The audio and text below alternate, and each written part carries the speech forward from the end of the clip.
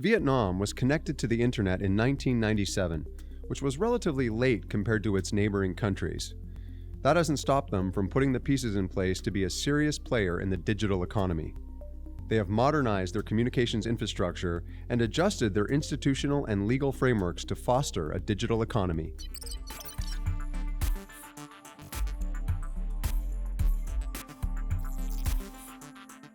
Vietnam is going through an incredible transformation. There is so much going into the innovation economy here. And Binh and Michele, you've both chosen to make Vietnam your home and are expanding great businesses here. Michele, why did you choose Vietnam? I have to take you back to 2019 when this opportunity first came to my attention. So as a banker sitting outside of Vietnam, you look at the historical performance of the economy. So we're talking about above a 6% GDP growth year on year. Amazing. For greater than 10 years, and certainly, above 7% before pre-COVID. It's just an amazing opportunity for any banker. And I would also mention that Vietnam was a star performer in COVID in 2020. They had a positive GDP growth of 2.3%, when everybody else was negative. Was down, right. And safety in this new world is of utmost importance. FPT software is doing some incredible things. Binh, what was your inspiration for creating this great company? Yeah, first is my passions.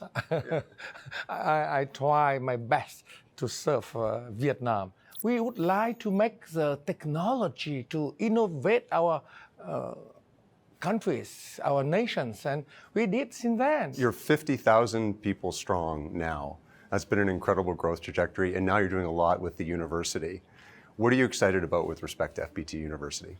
The reason why we set up FPT University is because when we have Japanese customers, they expect that our engineers speaking and communicate with them writing in Japanese. I see. Where I have resource, and I came to former Prime Minister Nguyễn Tấn Dũng to ask, let me make universities because to train IT and Japanese language. And since then, in 2006, and now we have 100 students and 100,000 students. And we bring the AI, big data, and so on to the program. And I think that will be great change for workforce in Vietnam in coming years. And Michele, in terms of collaboration opportunities with a company as diverse as FPT with all the competencies they have, what are you excited about? We are working towards an ecosystem, a banking ecosystem, because we believe in international trade, commerce, financial inclusion, providing financial services digitally, to make it the most efficient and productive for ourselves as well as our end clients. So that is a progression. And of course, we want open architecture because we want to be able to provide the whole spectrum of financial inclusion. And that's where partnerships and FPT and banks can come together and provide that ecosystem.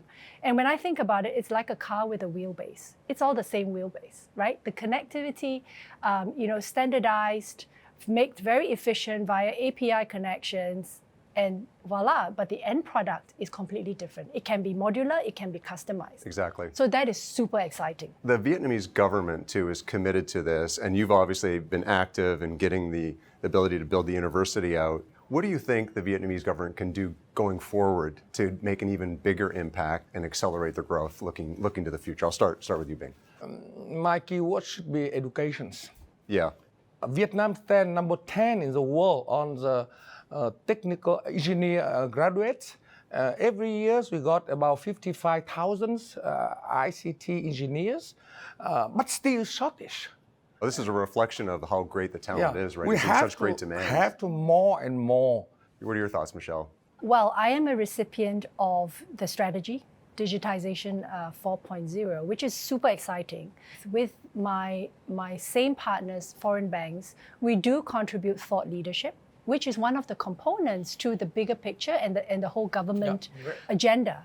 And to suggest where we would like to see massive improvements, where they should remove, where they should make more efficient, whether incentives can be done. And all this is with the perspective that it's going to build a more efficient, a more productive, a more inclusive Vietnam. And that's the way the Vietnam should enjoy. And therefore education, and again educations.